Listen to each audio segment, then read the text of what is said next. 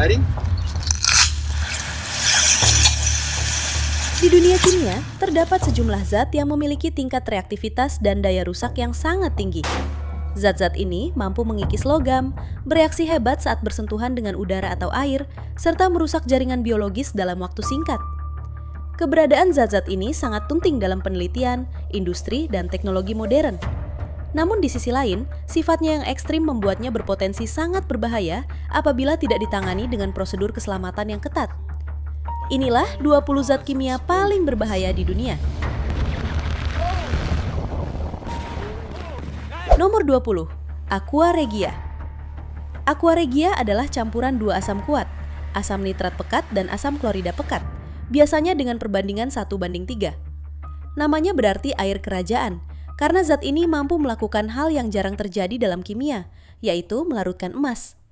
Secara terpisah, kedua asam ini sudah berbahaya. Namun ketika dicampur, reaksinya menjadi jauh lebih agresif. Aqua Regia mampu melarutkan logam yang terkenal sangat tahan reaksi, seperti emas dan platina. Prosesnya terjadi karena kerjasama dua asam tersebut.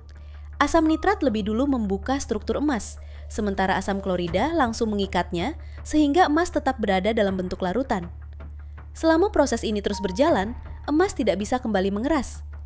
Selain sangat korosif, Aqua Regia juga menghasilkan gas beracun seperti klorin dan nitrogen oksida.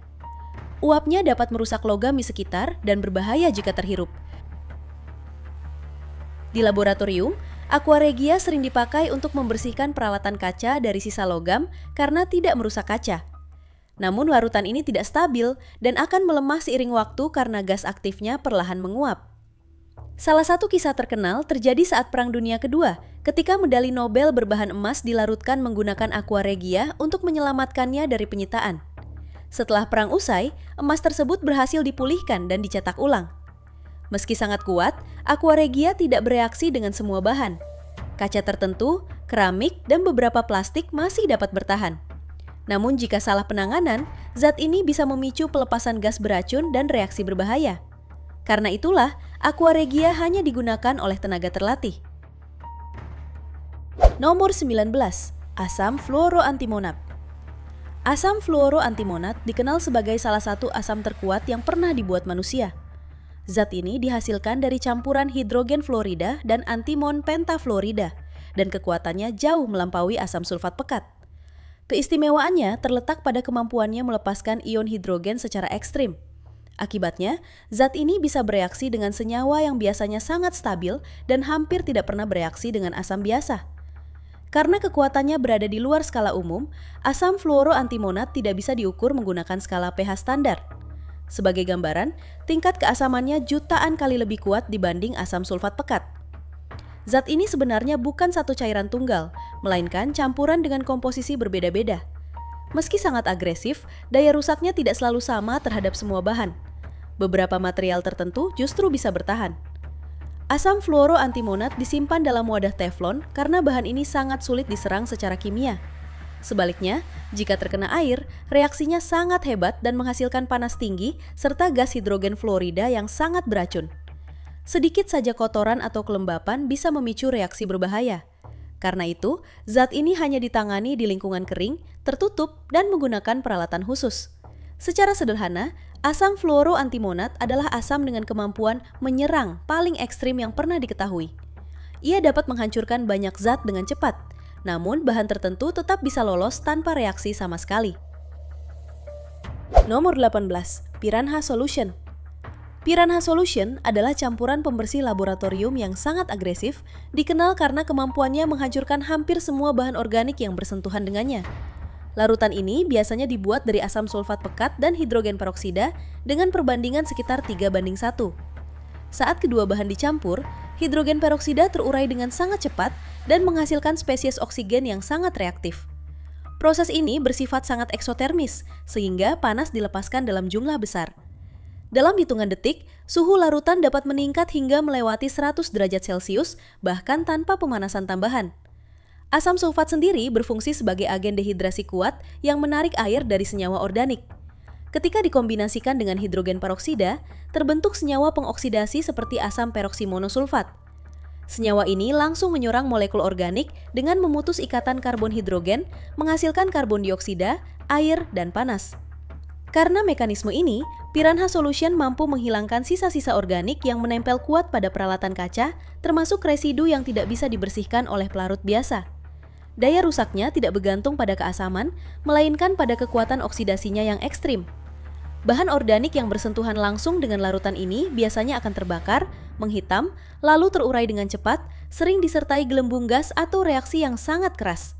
Namun, Piranha Solution tidak bereaksi dengan semua material. Kaca laboratorium, beberapa jenis keramik, dan plastik terfluorinasi relatif tahan terhadap serangan, sehingga digunakan sebagai bahan wadah dan alat kerja. Seluruh sifat Piranha Solution, mulai dari pelepasan panas hingga reaktivitasnya terhadap senyawa organik, telah dipelajari secara luas. Zat ini merupakan oksidator yang sangat kuat dan hanya boleh digunakan dengan prosedur keselamatan yang ketat di lingkungan laboratorium. Nomor 17. Hydrofluoric Acid. Hydrofluoric acid adalah salah satu bahan kimia industri paling berbahaya, bukan karena kekuatan asamnya, tetapi karena cara unik zat ini bereaksi dengan material dan jaringan tubuh manusia. Zat ini merupakan larutan gas hidrogen fluorida yang dilarutkan dalam air. Berbeda dengan kebanyakan asam mineral, hydrofluoric acid mampu melarutkan bahan yang biasanya tahan terhadap asam, termasuk kaca, silika, dan berbagai oksida logam. Asam ini bereaksi dengan oksida logam dan membentuk fluorida logam yang stabil, sehingga pelarutan dapat terus berlangsung hingga ke lapisan material di bawahnya. Karena sifat ini, hydrofluoric acid digunakan dalam proses industri seperti pembersihan baja tahan karat dan pemurnian logam berkualitas tinggi. Sifatnya yang merusak membuat zat ini tidak dapat disimpan dalam wadah kaca. Hydrofluoric acid biasanya disimpan dalam plastik seperti polietilena, karena kaca dan banyak jenis logam dapat terkorosi. Bahaya terbesar hydrofluoric acid muncul saat bersentuhan dengan jaringan biologis. Asam ini tidak hanya merusak permukaan kulit, tetapi ion fluorida dapat menembus jauh ke dalam jaringan. Ion tersebut kemudian mengikat kalsium dan magnesium di dalam tubuh, mengganggu fungsi sel dan dalam kasus berat dapat menyebabkan hipokalsemia, kondisi serius yang berpotensi fatal. Uap hydrofluoric acid juga sangat berbahaya jika terhirup. Paparan dapat menyebabkan luka kimia di saluran pernapasan dan memicu edema paru, yaitu penumpukan cairan di dalam paru-paru. Meski sangat berbahaya, hydrofluoric acid tidak bereaksi dengan semua bahan. Beberapa plastik terfluorinasi dan paduan logam tertentu masih dapat bertahan. Namun, kombinasi antara kemampuannya melarutkan kaca, menembus jaringan tubuh, dan merusak material yang biasanya tahan asam, menjadikan zat ini salah satu asam paling berisiko yang dikenal saat ini. Nomor 16. Sodium metal atau natrium. Sodium metal adalah salah satu unsur paling reaktif yang umum dikenal, terutama saat bersentuhan dengan air.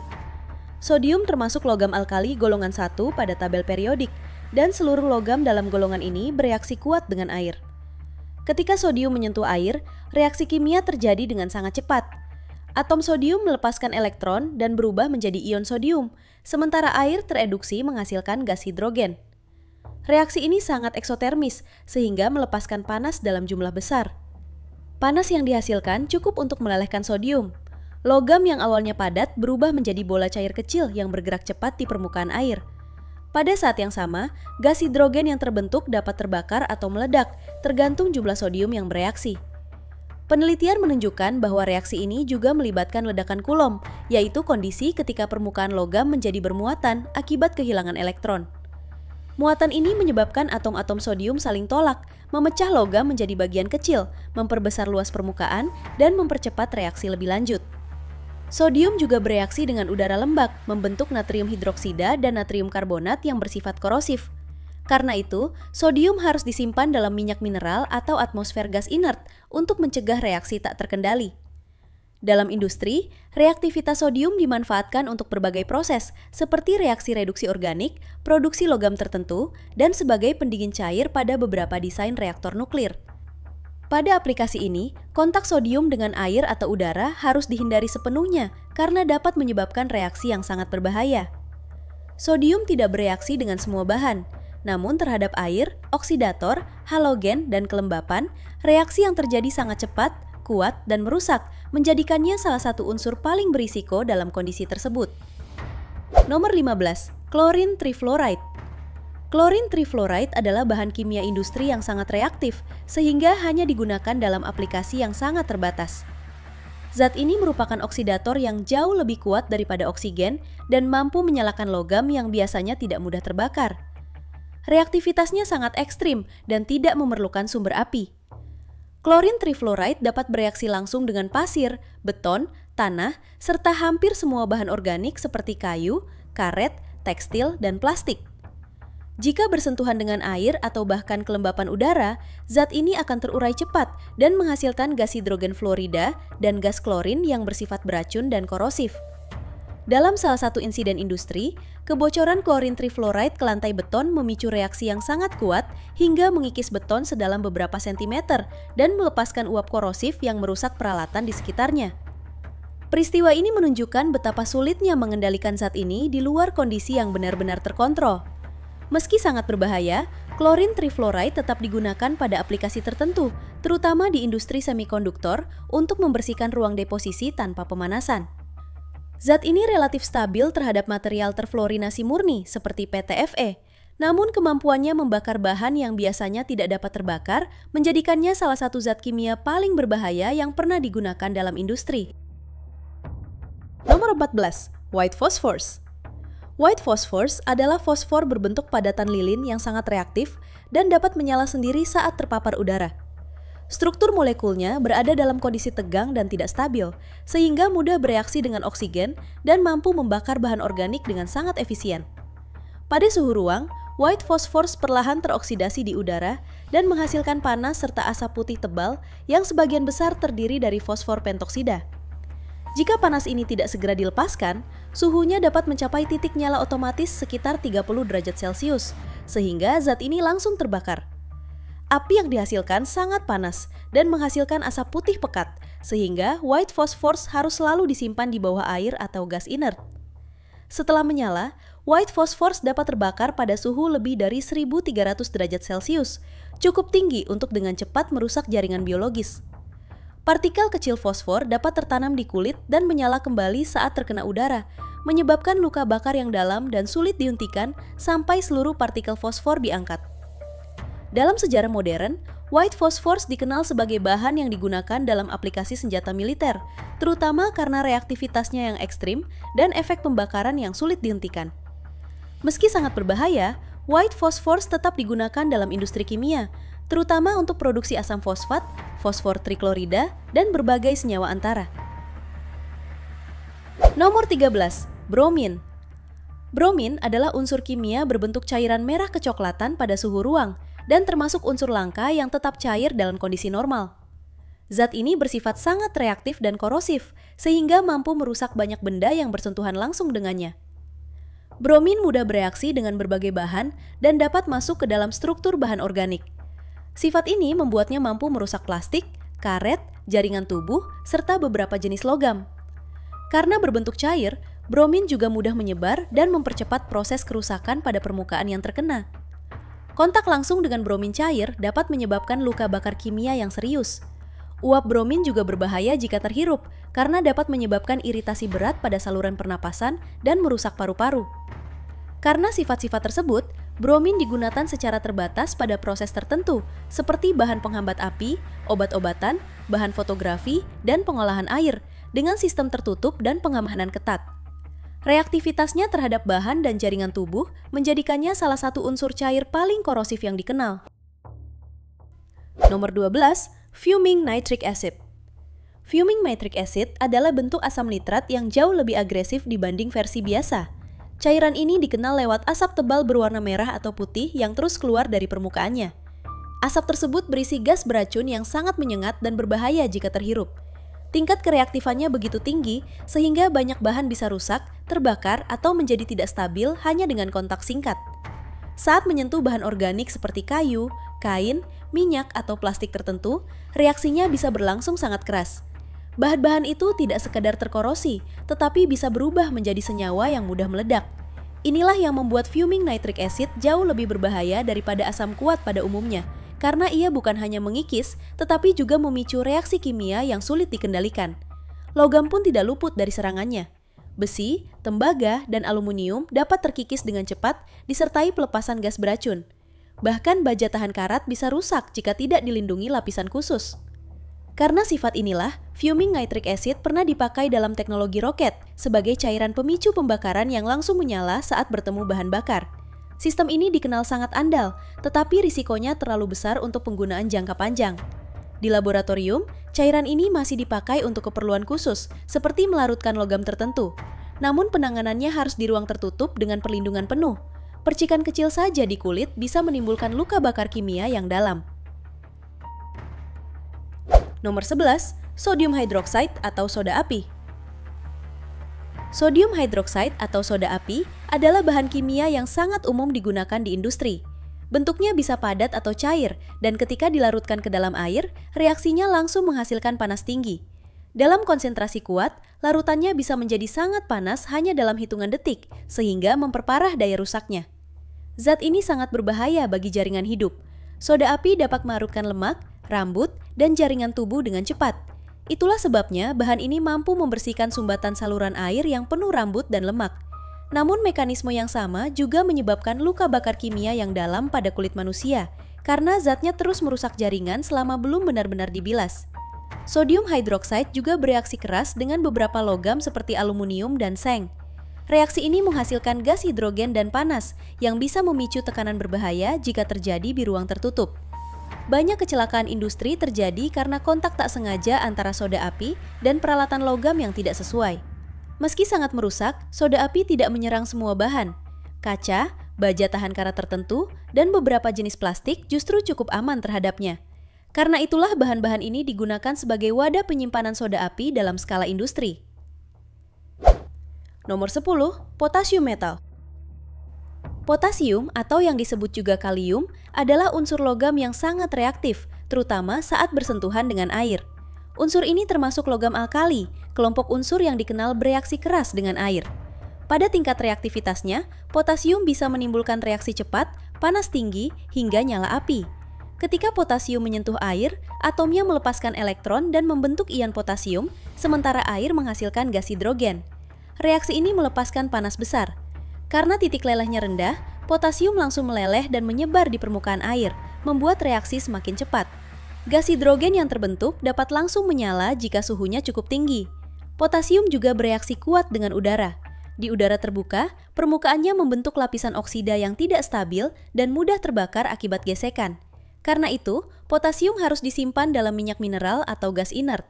Kontak dengan kulit sangat berbahaya karena bereaksi dengan kelembapan tubuh dan menghasilkan zat bersifat korosif yang dapat menyebabkan luka bakar serius. Meski tidak merusak semua bahan, potasium bereaksi hampir seketika dengan air dan kelembapan. Sifat inilah yang menjadikannya salah satu unsur paling berbahaya jika ditangani tanpa pengamanan yang tepat.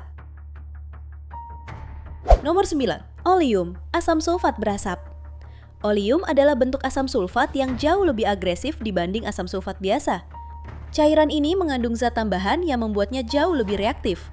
Dampaknya, oleum mampu merusak jaringan organik, permukaan logam, dan banyak material lain hanya dalam waktu singkat. Salah satu sifat paling berbahaya dari oleum adalah kemampuannya menarik air secara ekstrim. Zat ini dapat mengeringkan bahan organik seketika. Gula, misalnya, akan langsung berubah hitam dan panas saat bersentuhan dengan oleum. Reaksi ini terjadi karena air di dalam bahan tersebut ditarik keluar dengan sangat cepat hingga strukturnya rusak total. Oleum juga bereaksi keras jika terkena air, bahkan dalam jumlah sangat kecil. Reaksinya langsung menghasilkan panas tinggi dan uap berbahaya. Selain itu, banyak logam seperti aluminium, seng, dan magnesium akan terkikis dengan cepat. Uap yang dihasilkan oleum pun berbahaya karena bisa berubah menjadi kabut asam yang merusak mata, kulit, paru-paru, dan peralatan di sekitarnya. Meski tidak menyerang semua bahan, oleum sangat merusak bagi jaringan hidup dan logam yang tidak dilindungi. Kombinasi sifat asam kuat, panas reaksi, dan uap beracun menjadikannya salah satu cairan paling berbahaya yang digunakan dalam industri kimia. Nomor 8. Termite. Termite bukanlah asam atau racun, melainkan campuran bubuk logam yang mampu menghasilkan panas luar biasa. Zat ini biasanya terdiri dari bubuk aluminium dan oksida besi. Sekilas terlihat seperti pasir biasa, namun ketika dinyalakan, termite memicu reaksi kimia yang menghasilkan suhu ekstrim hingga lebih dari 2500 derajat Celcius. Saat reaksi berlangsung, aluminium merebut oksigen dari oksida besi. Proses ini melepaskan energi dalam jumlah sangat besar dan mengubah besi padat menjadi besi cair pijar. Panas yang dihasilkan cukup untuk melelehkan baja, besi tebal, bahkan rel kereta api, sesuatu yang tidak bisa dilakukan oleh api biasa. Berbeda dengan ledakan, termite tidak meledak atau menyebar. Reaksinya berjalan fokus ke bawah, seperti aliran lava. Justru inilah yang membuatnya sangat berbahaya. Logam di bawahnya bisa meleleh dan tembus dalam hitungan detik, sementara air atau alat pemadam biasa sama sekali tidak efektif menghentikannya. Karena kemampuannya ini, termite digunakan secara nyata di dunia industri dan militer, terutama untuk pengelasan rel kereta dan penghancuran peralatan logam berat.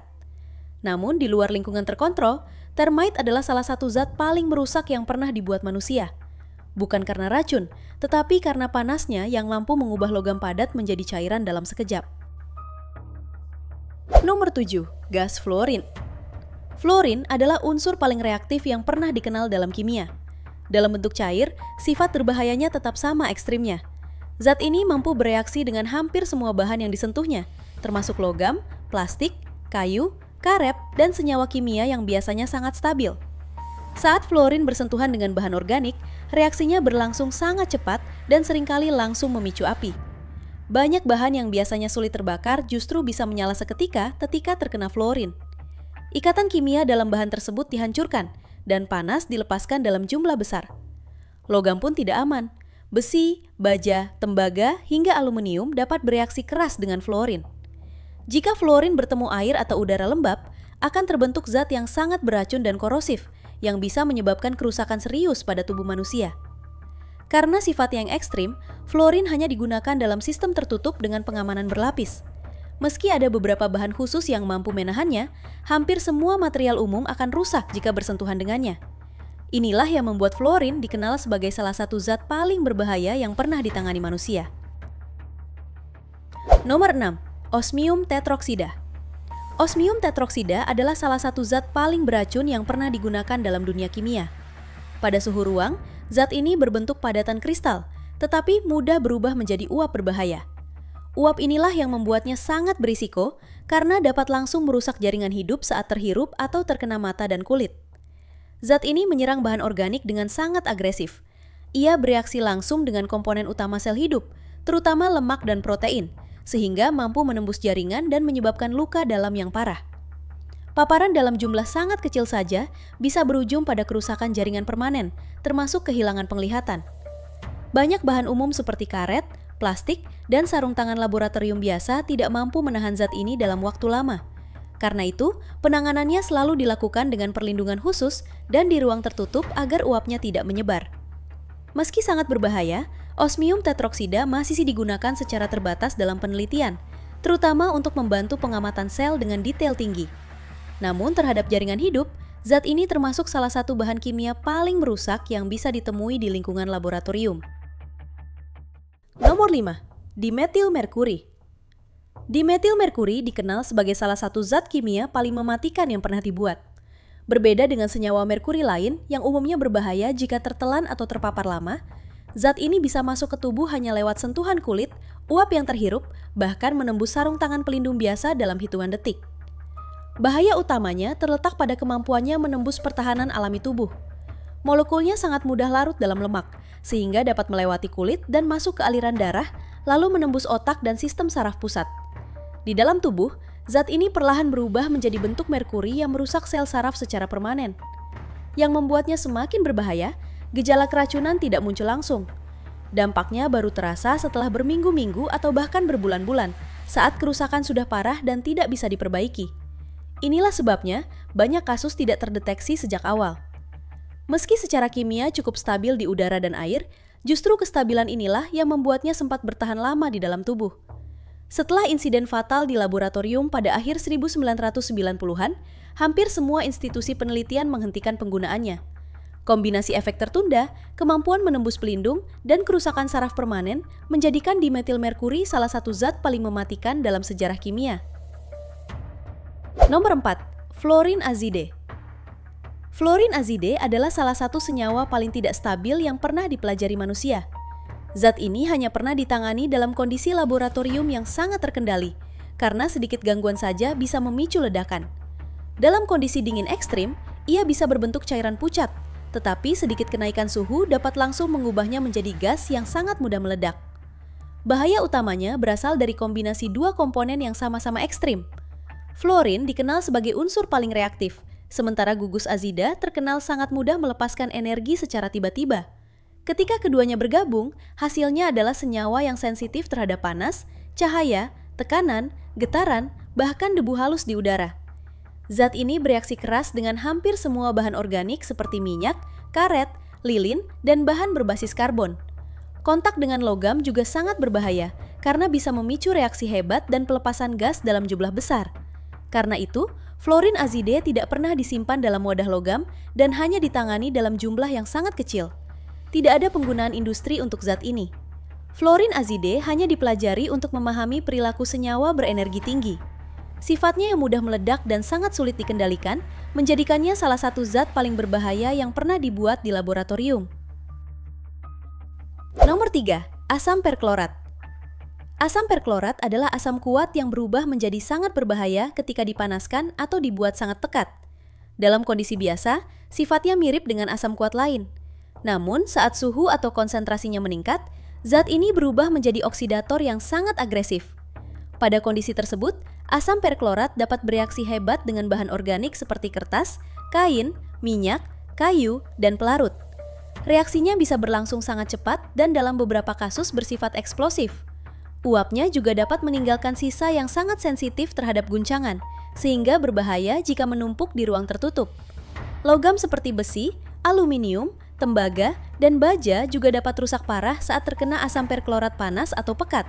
Karena itu, penanganannya harus menggunakan bahan khusus yang tahan terhadap reaksi kimia ekstrim, serta sistem ventilasi yang dirancang khusus. Dalam dunia laboratorium, asam perklorat digunakan untuk menghancurkan sampel yang sangat sulit diurai.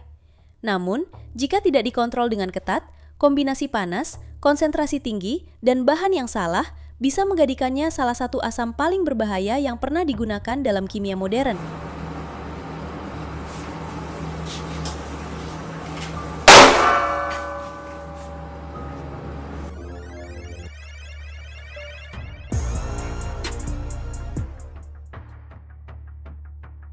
Nomor 2. Polonium-210. Polonium-210 dikenal sebagai salah satu zat paling mematikan karena cara kerjanya menghancurkan tubuh dari dalam. Bukan dengan membakar atau mengikis jaringan seperti asam, tapi dengan radiasi yang menyerang sel hingga ke tingkat DNA. Zat ini adalah unsur radioaktif yang dihasilkan dari proses nuklir dan memiliki masa aktif yang relatif singkat, sekitar 4 bulan. Namun dalam waktu itu, ia melepaskan energi yang sangat besar. Radiasi yang dipancarkan polonium-210 sebenarnya tidak bisa menembus kulit. Di luar tubuh, zat ini terlihat tidak terlalu berbahaya. Masalahnya muncul ketika ia masuk ke dalam tubuh, baik lewat makanan, minuman, atau udara yang terhirup. Di dalam organ, radiasi ini dilepaskan dalam jarak yang sangat dekat, menghantam sel-sel vital secara langsung, dan merusak jaringan penting seperti sumsum tulang dan organ dalam. Jumlah yang dibutuhkan untuk membunuh manusia sangat kecil, bahkan tidak terlihat oleh mata. Karena itu, polonium-210 termasuk zat yang paling berbahaya jika sampai terkontaminasi. Ia bisa menempel pada debu halus, menyebar lewat udara, lalu masuk ke paru-paru tanpa disadari. Kasus paling terkenal terjadi pada tahun 2006 ketika Alexander Litvinenko meninggal di London akibat keracunan polonium-210. Selama berminggu-minggu, tubuhnya perlahan runtuh karena kerusakan organ yang terus bertambah. Kasus ini menunjukkan bahwa zat ini bukan sekedar teori di buku sains, tapi benar-benar mematikan di dunia nyata. Nomor 1. Thionyl chloride. Thionyl chloride adalah cairan yang terlihat biasa, tapi reaksinya bisa sangat merusak. Zat ini bereaksi keras dengan air, udara lembab, dan banyak bahan umum di sekitarnya. Begitu terkena sedikit saja air, ia langsung menghasilkan gas beracun dan asam kuat yang dapat merusak logam, plastik, dan jaringan tubuh manusia. Bau menyengatnya saja sudah cukup membuat iritasi, dan kontak langsung dengan kulit bisa menyebabkan luka bakar kimia yang serius. Ini karena thionyl chloride bereaksi dengan kelembapan di kulit dan langsung membentuk zat yang sangat asam.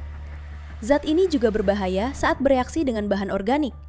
Jika prosesnya tidak dikontrol dengan baik, reaksi bisa berlangsung terlalu cepat dan menghasilkan gas dalam jumlah besar.